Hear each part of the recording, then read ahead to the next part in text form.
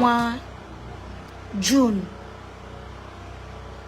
n'ọnwa July, n'ọnwa August. Mgbe m bịara Lagos, ahụhụ m tara adị adị. Mgbe m na-abịa, aṅụ gbuo m n'isi na ebe ụgbọelu na-akwụsị ndị mmadụ na Lagos. Ndị na-agba moto kabu na-ebu ndị mmadụ aba n'ime Lagos. Ụjọ na-atụcha ha iburu m. Ofu onye ha bịa sị m n'ọkwa nwa onye ozi Chineke, masịa ya sị m na ọ hụrụ ihe dị iche ebe m nọ. Nọ ya mere ndị arụrụ ala na ndị omekome kpọrọ onwe ha ndị ozi jiri zipụrụ m aṅụ. Na ebe aṅụ a na-agba amụpụtara na m ga-ata ezigbo ahụhụ n'ije ahụ m bịara, mana na m ga-ala, na ihe m ji bịa na ọ ga-awụ ọkụ, na ọ ga-aga ọfụma. Ma ekele ya, anyị aba moto, ya eburu m ruo ebe anyị na-aga. Ebe niile Igbo na-ere ahịa na mba nke Yoruba, ebe dịka Trade Fair, Ladikpo, Alaba, Under Bridge, ọtụtụ ebe dị iche iche, ma Computer Village, agazuchara m ya. Gịnị ka m gara ịgwa ha? Na Chineke sịrị na onye ọbụla buru ihe ya dị oke mkpa wụ onye Igbo buga na obodo ebe o si, na ọ gaghị eru ọnwa 9 ọnwa 9 na ihe a ga-ahụ na mba Lagos ga-eju ha anya. Onye ọbụla sị na m si obodo Igbo bịa ka ha nyetụ m ego. Ọtụtụ ndị agụrụ guzoro n'iru m si na ọwa agụrụ du m bịa. Ndị ma onye mbụ sị ha na onwe agụrụ du m bịa. A chọrọ ịlụcha ọgụ na Ladikpo market. Ma na-eti si Chineke sị na ezigbote ihe ụmụ Igbo ga-efunara ha na mba Yoruba, na ha buru ihe ha bara uru bulagodi n'obodo ha, na asị ha lọta, na ihe ga-eme ha agba ọsọ lọta na-abịa, maka na arịwa ha lọta ya dịka o nwere ihe ọzọ. Onye ọbụla sị na anya adịghị m mma. Ị gara mba ofesi, ị ga-akarịa ndị obodo ahụ. Mgbe ị karịrị ndị obodo ahụ, ị naghị eruzi ụlọ gị. Ịhụ nwanne gị n'obodo mba, ire ya. Iche na ndị obodo ahụ egwu agaghị atụ ha n'ofu ụbọchị na ị ga-erekwa ha ma nara ha obodo ha. Ọtụtụ ndị nwere ego bụ ụmụ Igbo nọ na Lagos, ma ndị bụ ndị ozi, ndị pastọ nọ na Lagos, onye ọbụla na-eme ọnụ wa na-ekwu ihe dị ya mma.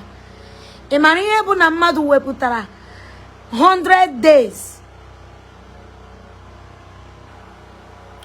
mee ekpere Chineke si ka o mee gbasara obodo ya wụ Igbo na mkpagbu a na-akpagbu ha, na ọ dịghị ya mma.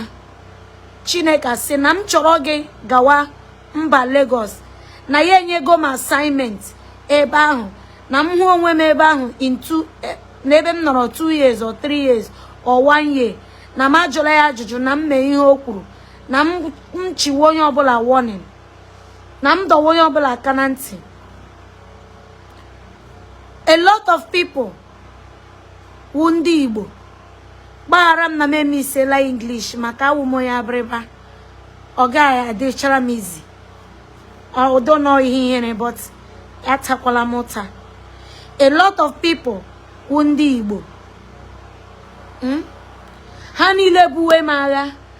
Onye a na-akọ m, pastọ nke akọrọ m otu shi wuru onye ogbanje ya nwa wuru ezigbo ya emechakwa ya nwa nwe ezigbo ya Chineke ha fukwa ya nwa wee ezigbo ya werekwa m nwa wụ ogbanje na-arụ ọrụ ọtụtụ apụta ha si ha wụ prophet ha hụrụ ụzọ karịa m na-ahụ ụzọ karịa m ana m eme competition with you Igbo anyị ma ihe anyị na-eme ihe naanị ebe ụmụnne anyị nọ anyị chinyere ụmụnne anyị aka anyị akpụwa brain na-enwe uru ọ ga-abara anyị anyị hụ ụmụaka Yoruba ụmụaka Hausa anyị aba aka ha ofu onye Hausa mepe ekpere anyị nwa gaga rụrụ ya ụlọ elu chie ya ego lee Ebuka Obi nwanne anyị ọtụtụ ndị blọga wụ ndị Igbo taa ka a na-adọ ya vam vam vam lee Lazarus Moko taa ka ebuga ya agha ọtụtụ ndị Igbo na-ekpe ekpere a na-ahụ anya miracle na-eme ọwa anyị nwawu ndị Igbo jiri ọnụ anyị na-egbuchi ha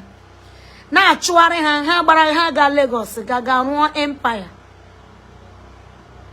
agara m agụọ anya jụbụwa m ọ bụ m kwuo ya Baịbụl m ji agụ oziọma lee ya m kwuo ya Baịbụl m aga-efu agara m agụọ anya jụbụwe m ọ chọrọ ibugbu m ebugbu ama m ugboro ole m chọrọ ịda maka gịnị ahụrụ m heaven ụmụ Igbo jiri ego ha rụọ na agụọ ịga na Ablado ụmụ Igbo azụchala ala niile dị na Ablado werezie aja na-ekpo na mmiri ka mmiri taa ka ha nwee ụlọ mana ọtụtụ ha enweghị ụlọ ebe ha na-ehi ha lọta na Igbo ha na-ehi na họtel ọtụtụ ha na-aga zọwa ụlọ mpa ha kara nka nwụrụ anwụ ha ga-azọshiwa ya ndị nọ ebe ahụ my dear mma agha is a messenger.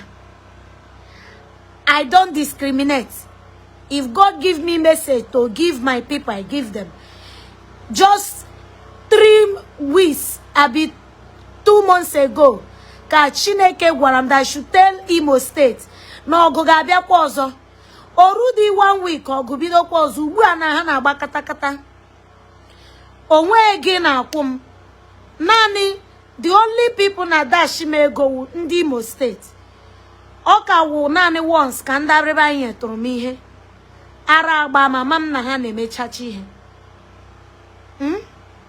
ndị ọzọ na-enyekwara m aka na-provide for me wụ ndị ala anyị ọ ka wụ ọhụrụ ka ndị Anambra dashitụrụ m ihe anị ndị Anambra mmadụ atọ dashiri m ihe ha si na m chọọ ka a na-adashi m na-aga na m ga-edowe Baịbụl ga-awụrụ eze nwanyị masị ha na ama m na amụrụ m ka eze nwanyị mana my father ji m tụọ aja na chọọchị Chineke sị m na m sochie ya ike na ọ ga-ekwe ihe na-eme m mesochie Chineke ike ndị Anambra ahụ ha kwụsị ịdashi m ihe si na ha ga-enyezi m ihe ọzọ ebe m na-achọ ime ihe ha gwara m the only people na-adashi m ihe wee ndị Imo steeti ọtụtụ apụtala n'Imo steeti katọm yet Imo steeti ka na-enyetụkwa m ihe because ha ma na ozi m bịara zie ha gbasara obodo ha ha niile agbaala na onwe achị m tụrụ abịakwara m itinyere ha ọgba aghara abịa m ibikọta ụmụ Igbo isi rather Chineke kpọpụtara m ka m nyere ụmụ Igbo aka so ụmụ Chineke ị hụrụ ihe na-agba na Lagos otu aka ọ gbara na Togo Chineke nyere m emergency message na nga na Togo gwa ha na onye ọbụla nọ na Togo wu ụmụ Igbo ya were ihe ya bara uru ya wela ya n'obodo ya gaa mee ya ka ọ dị safe mana asị isi adịrọ m mma ọ dịghị ka m ga-ewepụta onwe m mee ekpere 100 days sometimes 200 days ndị ọzọ na-ehi ụra ma amụrụ anya a woman of God ibe m hụ m yesterday ọ kọrọ m ọnụ ọ kọrọ m na m dị ka lekpashandi na m adịdị ka Chineke ọ na-anọnyere m na m dị too simple ya achịwa m the thing wutere m mana duto ọ na-eme ekpere ọ na-eme otu m si eme o wutere m ma ala ụlọ eriri m 5 plate of food okwe m richa mkụrụ nke a 5 spoon mkụrụ nke a 5 spoon mkụrụ nke a 5 spoon si Chineke awụnụ m onye nri isi m ejila nri bute ụzọ ịhụla n'ọnụ onye a kọrọ m yere m aka abịara m June, July, August, this is May, September, this is October. Otaka Nagari, the whole Lagos, warning them that God said Igbo people should take all their important things and take it to their homes, or they will take it to another state that is not Lagos state, that they are going to face problem. That I told them that their houses are going to be demolished, their businesses are going to be destroyed. They said I came to beg them for money. Some of them say I came to prove that I am powerful more than other prophets in Lagos. Some of them started asking me where I live. Some of them even came as young men. There were more than 5. They came to where I was living in Lagos, insulting me. I did not talk to them because they are empty and they are my people. I don't want to talk so that it will not hurt any of them. You see what is going on now? You see what is going on in Lagos?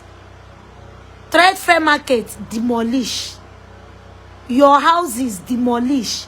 Your shops demolish. All your valuable. The people that are very important, that knows what it is, have taken them. Some of them carry the money you leave in your showcase. Who will speak? Nobody will speak. Igbo people are like when Israelites was in the land of Egypt as a slave.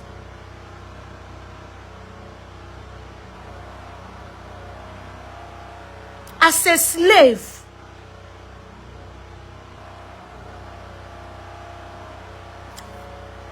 They lock Nnamdi up, put him in prison. Don't you know, as Nnamdi is in prison, all the Igbos are in prison. Many of you will be buying favor from people that hate you. I did not say hate them back, but you need to be careful. You need to be very careful. Some of you in your villages, even me, I don't have money to build a house in the village yet. But God, if he talks to me, it will not make me not to speak out. Go and check what is going on.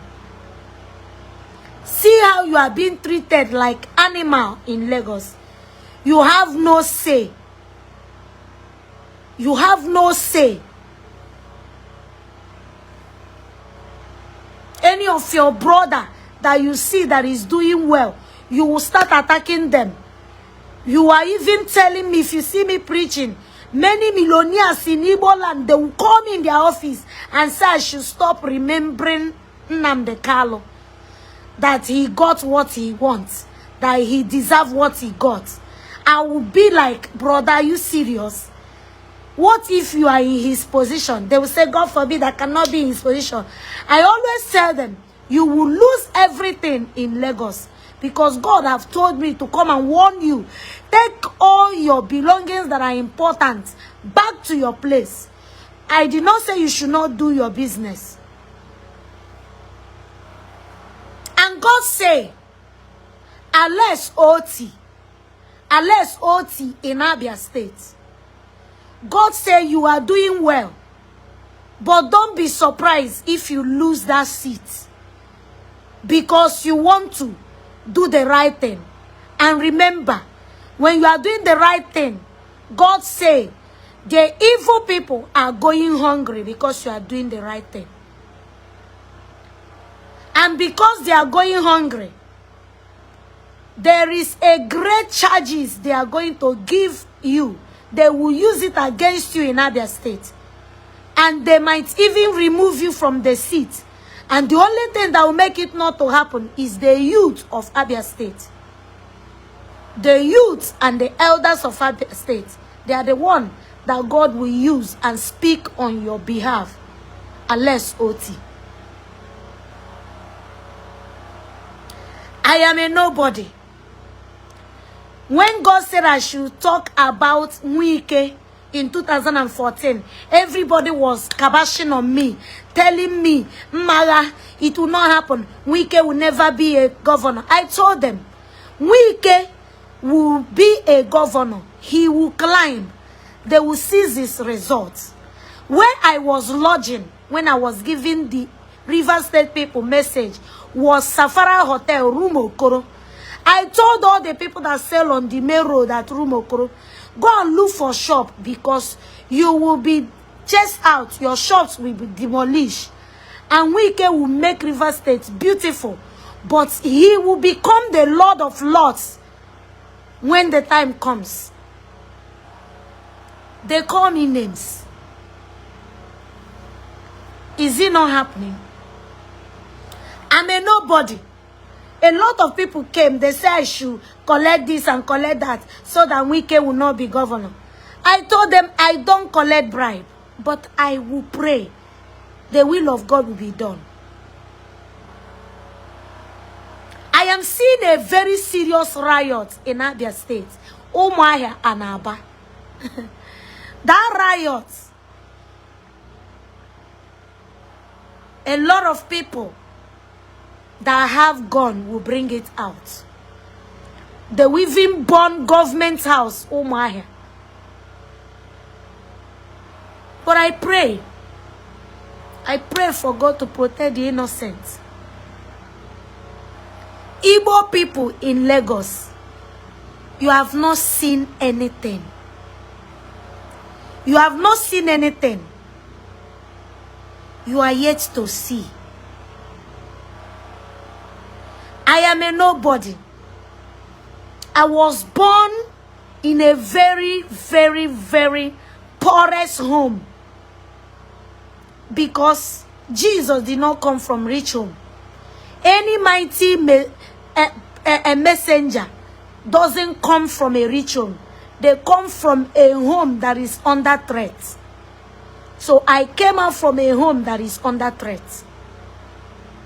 I only speak when God asks me to. Share this broadcast. My phone number 08101451796. Many of you say, Mara, you talk too much. I talk only when God asks me to. I don't do counseling online. If you want to see me, you come to number 18 Omotosho Street by People's Bus Stop, Sabo, Lagos State, in Orifete Hall, every last Friday of the month. If you are not in Lagos, you come to River State. I am in Port Harcourt now. River State at a place called Obibo. When you enter Obibo roundabout inside, you take keke, or if you are mobile, you ask question. Tell them you are going to Obama, that you want to stop at Oboso Junction. When you reach Obibo inside, take keke that is going to Obama, stop at Oboso Junction. Stop at Oboso Junction. Ask anybody when Mara Jehovah do praying and fasting every Wednesday. We start around 7 in the morning. We end around 3 in the afternoon. For Lagos own, Lagos is morning and night. My dear, I love every tribe. But when God asks me to speak, I speak it the way it is. Many of you are calling me that a piece, air piece aeroplane. Some of them are disappointing. Last month, I told you that God said He will make so many aeroplanes to have problem. That He will even make some of them to catch fire. But He will not allow the one that His children are inside to catch fire. That He will make so many luxurious to catch fire. My dear, let me tell you, God can never lie. If you like, call me names. The names you call me doesn't matter.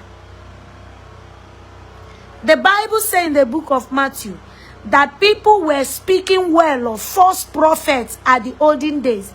So anybody that is not false prophet, many will rise against the person and some will support the person. That is what qualifies the person to be real. Because when everybody is praising you, you need to go for deliverance. My YouTube channel, Mara Jehovah Obiaranama.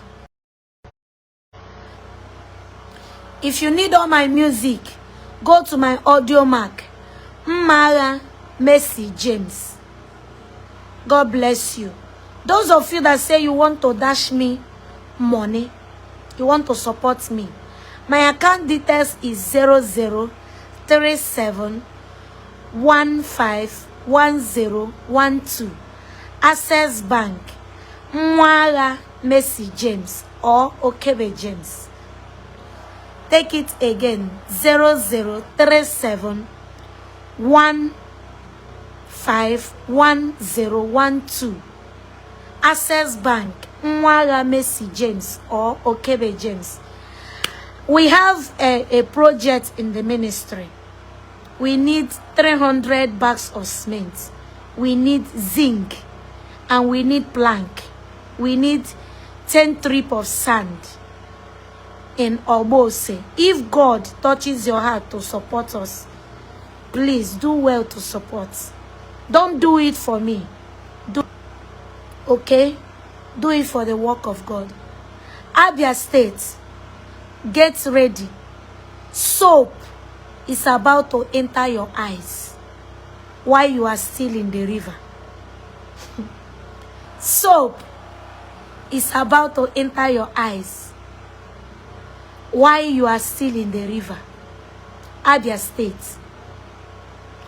And God say, Alesoti, you are born to rule. Do not worry yourself. You will be one of the highest important men in your country and state. Believe it or throw it away. That is by the way. And God say, from now to 9 months time, pray very well.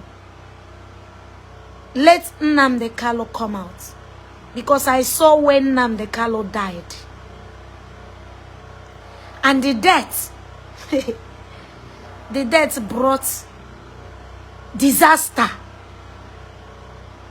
Even me that is talking to you, I ran inside forest. I went there to go and build this ancient house, Ula Akreka. I went there. I carry so many people. Because that place I hide them. I told God to surround it with wall of fire, and He did it for me. It was a terrible, great problem. Let us be praying. My prayer, let Nnamdi not die, because the outcome will not be that beautiful. I want everybody to live in peace. Since I entered this life, I've never seen Igbo people happy. I always witness Igbos as slave people. I wish God would just break the record the way He broke the record of Israelites in the land of Egypt. I wish His promises will just come to pass sharply, ASAP.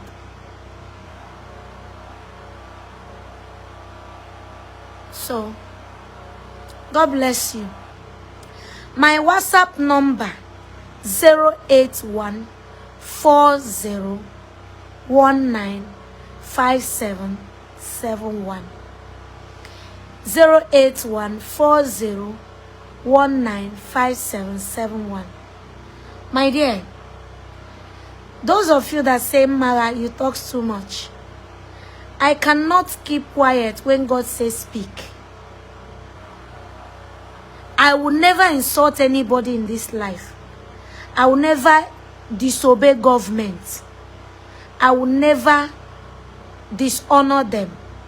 But I will only speak when God asks me to.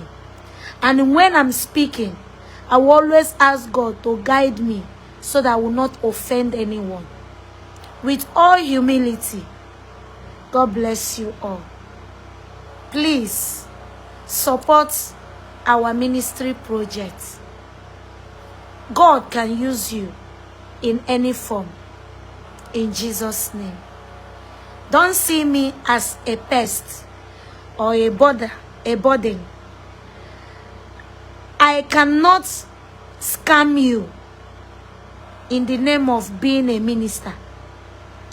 I cannot lie to you for you to dash me money. I cannot use the name of God and make you to be a victim of circumstances by duping you. I will only tell you the truth. If the Spirit of God touches your heart to support me, that my account details, use it and support. 0037151012.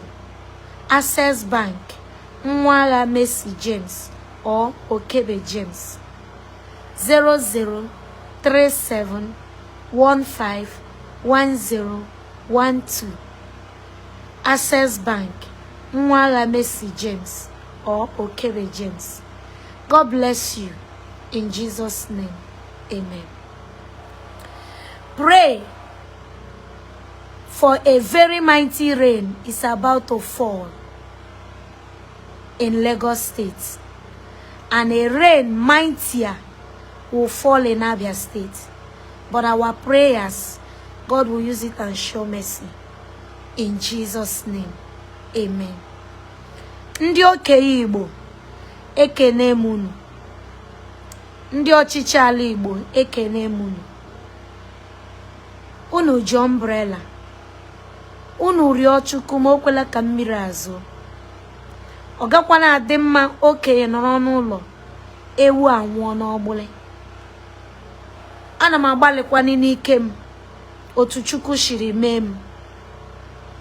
Ana m nọrọ ọcha m gụrụgụrụ m were ihe dịka oshishi representa maazi na-ekpe ekpere were cha ọgwụ ndị mma na o kwesịrị ịṅụ wụsa ya n'oshishi ahụ, take ya as the point of contact so that cancer niile na-aba ya n'ahụ aga arụ ọrụ, ọrịa niile a na-esendịrị ya onwe nke na-enye nsogbu. But kama ụmụ Igbo ga-ekpere m ekpere, onye ọbụla ebuwe m agha. Ọtụtụ hụ m n'ụzọ ha echere m aka mgba, m gafee ha sị na m wụ coward, imere m expect ka m bịa lụsa gị ọgụ. Ana m ata ọkpụkpụ anyanye m n'olu, aga m atali ọkpụkpụ anyanye m n'olu. I am an angel of peace. Onye ji nke oji papụta eke were ekpewe ekpere. Ndị na-eji ọgwụ na-eme challenge ma na Anambra ma na Enugu ma n'obodo dị iche iche n'ala Igbo, papụtakwala ọgwụ ahụ ma arọbi n'agụgụ ahụ, kpọtụgodi ha. Ọwụ naanị ndị chọọchị kunu na-efesi na-akọ ndị chọọchị na-akọ ha asif nọ ndị chọọchị kọsịrị ya. Otakun na-akọ ndị oziọma akọ ndị chọọchị. Unu a bụ nnọọ innocent, ya wụrụ the life of a coward. Onye ọbụla papụtagodi ma ndị bụ ọgbanje elu ma ndị ọgbanje mmiri ma ndị mkpumkpu ala ma ndị pastọ yahoo ma original pastors ma ndị na-ala ikiti ya ọnụ, ndị na-ala ikiti ya ọnụ so that ka a na-enyetu ha ego. Unu mepetụgodo ọnụ kpee ekpere, mụ na ga-ekwu okwu ma Chineke asị unu kwuo, unu ahafụ ikwu mana kpee ekpere maka Chukwu ga-asị kpee. Chineke mebere na Nnamdi Kalu pụta, ọtụtụ unu ga-ebu ụzọ gbara gawa n'ọfịs ya ka o rejista chọọchị gị, ka o mee gị announce, ka gị na ya see pichọ. Ọ nwazi anwasị na ọ na-achọ mma agha, ọ na o nwere otu o si achọ ndị tiri aka na-eti mkpu ka ọ pụta. Gị ga ebe ahụ chọọ ofu ashịrị ga-akọ, chọọ ebubo ị ga-ebo, chọọ amụma ụgha ị ga-ebu, so that ka elepụ ha anya leta gị nwa bụ mkpu a na-echiri ọkwa. Ndị lụọ ọgụ lụcha gị nwa bịa bụrụ onye akụkọ. Come out. Ụmụ Israel timuru aka kpewe ekpere na-efesikwa ọgụ dị ya, Chineke napụta ha.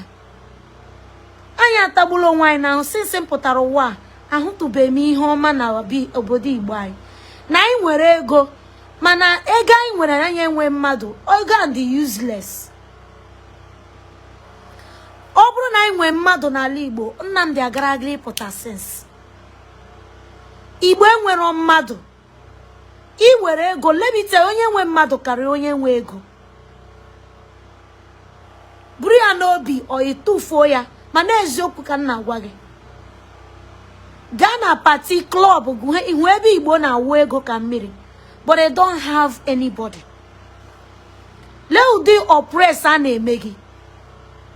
Iwepụta billions n'ụlọ, akụọ ya riri, chere gị aka mgba.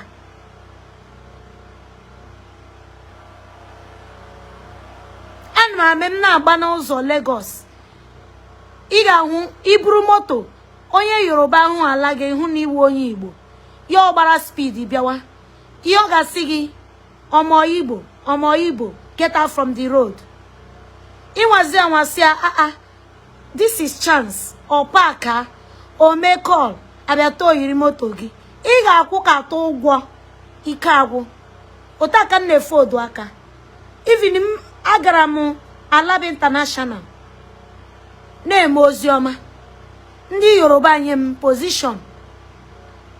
They were giving me position, ha nye m position, creatara m position. Ndị Igbo anyị rute ebe a nsị na m aga anọ ebe a, na m na-atụsa ha ụzụ. Na oziọma m na-eme na ọwụ ụzụ ka m na-atụsa ha. Ndị Yoruba sị na ihe m na-ekwu wee eziokwu, na agbanyeghị na m abụ onye obodo ha, na ha ihe m na-ekwu n'eziokwu, that they should leave me. Edechara m oziọma, ndị Yoruba menyewa ha ego. Ha sị m, we no want make you pay us. Masa, it's from my heart. Mana ndị Igbo anyị jichiri moto bụ ngwa ego m, si na m ga-akwụ ụgwọ ala. Ọ bụ one man a na-akpọ Aboki. Ọwụ the man pụtara. Bawara ha. Bakatara ha si ha na ha ga-adacha stroke.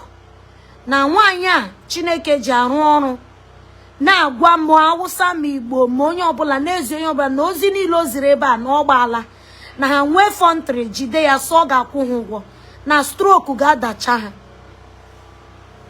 Mgbe the man kwuru na stroke ga-ada ha niile bịazese m na m chọrọ ka stroke daa ha. InShot na m enyezila ha anything. Na ọwụkwa na egwu na-atụ ha na just that na sometimes na uche na-abịa abịa. And then let me tell you, akwa anyị na-ebe na Lagos, ọwa anyị nwajiri aka anyị chi ibe ya. Since July ka m bịara Lagos, na-agwa everybody, take your properties that are important back home, go and keep it. If not, you will regret. You say I have Costco. You say I have this, I have that. Now, are you seeing it? Are you seeing it? God bless you. I'm not against anybody. I don't wish anybody evil. That is why I work with everybody. Whether you are a spiritualist and I'm feeling hungry, you see me and say, Mara, come and eat. As long as God say eat, my dear, I will eat. If after eating, I will still fetch your water and drink. Because my hand and my heart is pure. God is in charge of this earth. Whatever that is happening, He is the one ruling, controlling the affairs to show you that He is still God. But you are proving stubborn. By the time He will scatter everybody with tsunami. By the time pipe will break in Lagos. Because pipe is about to break. A very great pipe that contains oil in Lagos State. It is going to break. I don't know how they will break such a pipe. And every living soul in that community will not survive it. Pray. Be watchful.